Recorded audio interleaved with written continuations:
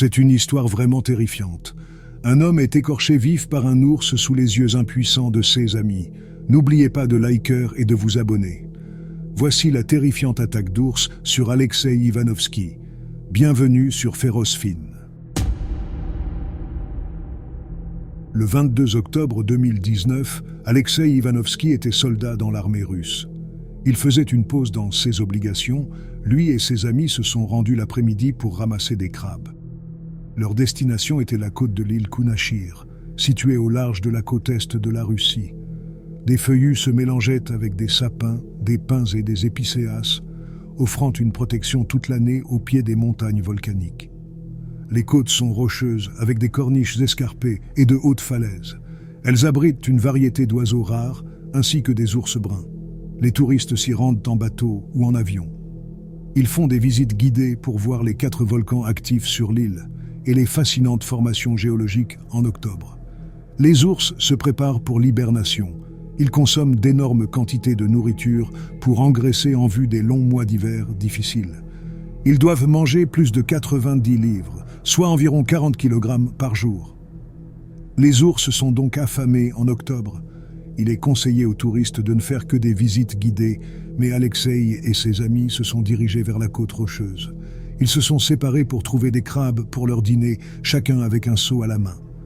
Ils fouillaient le rivage et les eaux peu profondes à la recherche d'exemplaires comestibles. Dès qu'Alexei trouva le bon rythme, il remplit rapidement son seau de plusieurs crabes. Cependant, le groupe d'amis n'était pas le seul à chercher de la nourriture sur les rivages de Concure. Ils étaient tellement concentrés à observer les crabes qu'ils ne remarquèrent pas une ours brune et ses petits quittant l'orée de la forêt. Elle avait entendu les conversations des amis, senti leur présence et déterminé leur emplacement. Elle s'approcha d'eux rapidement, les suivant en silence. Alexei, penché, plongea sa main dans l'eau peu profonde. Il s'arrêtait au-dessus de chaque crabe insouciant avant de plonger rapidement sa main pour les attraper hors de l'eau. Puis, soudain, l'un de ses amis cria « Un ours !» Alexei leva les yeux. À moins de 50 mètres, une ours se dirigeait droit vers lui. Ses yeux étaient fixés sur les siens, la tête légèrement baissée, les oreilles dressées. Elle se déplaçait avec agilité sur le rivage rocheux. Chaque puissante patte semblait élastique à mesure qu'elle se rapprochait d'Alexei. 2 jeunes la suivaient de près. Bien qu'elle paraisse maigre, elle mesurait environ 1 mètre à l'épaule et pesait probablement plus de 150 kg, soit 330 livres. Alexei laissa tomber son seau, qui s'écrasa bruyamment au sol. Il se leva. La panique s'empara de lui. Il retint son souffle, espérant qu'elle s'éloignerait, espérant que ce n'était qu'une feinte. Mais ce n'était pas un comportement défensif, c'était prédateur. L'ours cherchait de la nourriture et elle l'avait trouvée. Alexei savait qu'il ne devait pas fuir. De toute façon, il n'y avait nulle part où courir. Derrière lui, il y avait les bassins rocheux menant à la mer ouverte devant lui, le prédateur le plus affamé de l'île. Avant que quiconque puisse réagir, l'ours se jeta sur Alexei depuis plusieurs mètres. Il le renversa et le fit tomber au sol. Il tomba face contre les rochers. Il sentit l'incroyable poids de l'ours sur lui. Il ressentit une douleur brûlante lorsque l'ours entailla son corps et perça son crâne. Il haletait en pressant son visage contre le sol. Il tenta de protéger son cou avec ses mains, mais l'attaque de l'ours était si rapide et violente qu'Alexei pouvait à peine penser clairement à cause de la douleur.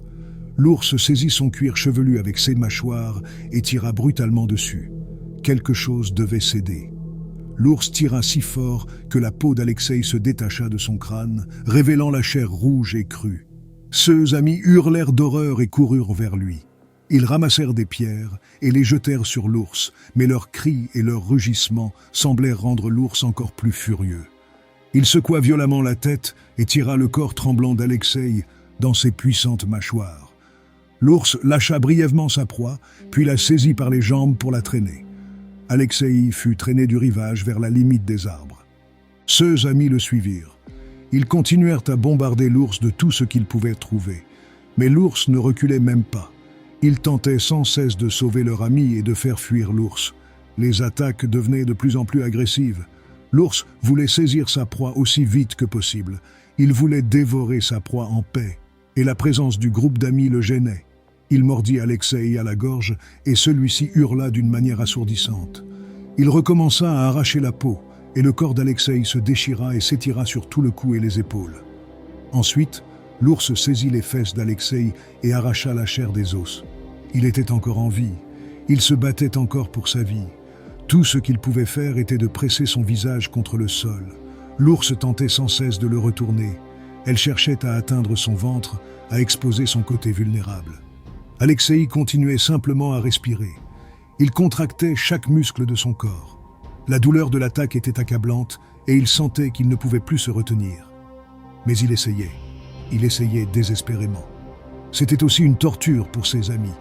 Il se tenait à quelques mètres de l'ours, se sentant impuissant. Rien de ce qu'il faisait ne semblait dissuader l'ours. Ils étaient concentrés et déterminés à le sauver. L'ami d'Alexeï, Alexandre, se jeta sur l'ours. Il le frappa et tenta de le repousser. L'ours se tourna vers lui dans un moment d'horreur. Il s'arrêta et regarda Alexandre, ses joues dégoulinantes grandes ouvertes. Il frappa avec ses énormes griffes Alexandre, qui tomba en arrière. Mais au lieu de lancer une nouvelle attaque, l'ours se retourna pour continuer à dévorer Alexeï, tandis que le groupe saisissait rapidement Alexandre blessé pour l'éloigner. Un autre des amis se précipita vers leur voiture. Il sauta sur le siège conducteur et tourna frénétiquement la clé. Le moteur rugit et il appuya sur l'accélérateur. Il conduisit vers l'ours, faisant rugir le moteur, allumant les phares et klaxonnant. Il ne pouvait pas percuter l'ours avec la voiture, car il était assis sur Alexeï. Mais il continua d'essayer d'effrayer l'ours à plusieurs reprises. Il poussa la voiture en avant. Au début, elle ne bougea pas. Elle tenta de continuer à traîner sa proie. Seuse Petit hésitait à quelques mètres derrière elle. Puis finalement, les trois abandonnèrent et coururent vers les arbres. Les amis d'Alexeï coururent vers lui. Il était dans un état terrible. Du sang gouttait de sa chair à vif. Ses bottes étaient déchirées. La morsure sur ses fesses saignait abondamment. Ses amis appliquèrent une pression et lui parlaient, le forçant à rester éveillé, espérant qu'il survive. Ils appelèrent immédiatement les secours et attendirent anxieusement jusqu'à ce qu'ils entendent, soulagés, le son caractéristique d'un hélicoptère. L'hélicoptère atterrit à proximité et l'équipe médicale se précipita vers le lieu de l'attaque. Lorsqu'ils soulevèrent son corps ensanglanté dans l'hélicoptère, Alexeï ferma les yeux et son cœur cessa de battre. Les secouristes commencèrent immédiatement la réanimation cardio-pulmonaire et comme par miracle, le cœur d'Alexeï se remit à battre. Cependant, il resta inconscient. Il ne réagissait ni aux appels de ses amis, ni à ceux du personnel de secours.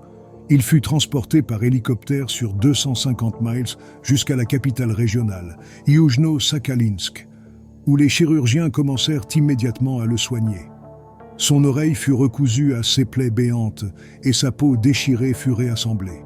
On lui administra des antibiotiques pour prévenir une infection, mais sa jambe ne put être sauvée. Elle était tellement endommagée que les chirurgiens durent l'amputer. Alexeï resta dans le coma. Il fut pris en charge médicalement 24 heures sur 24 et survécut plus d'une semaine. Ses amis espéraient et priaient pour sa guérison, mais malheureusement son cœur lâcha et il mourut 9 jours après l'attaque. Il avait seulement 36 ans et laissait derrière lui sa femme et ses 2 enfants. Les attaques d'ours sont relativement fréquentes en Russie. Il y a environ 120 000 ours dans le pays et selon les rapports, plus de 260 attaques d'ours ont eu lieu sur une période de 25 ans. Avec l'intrusion humaine croissante dans l'habitat des ours, la probabilité de rencontre avec ces animaux augmente.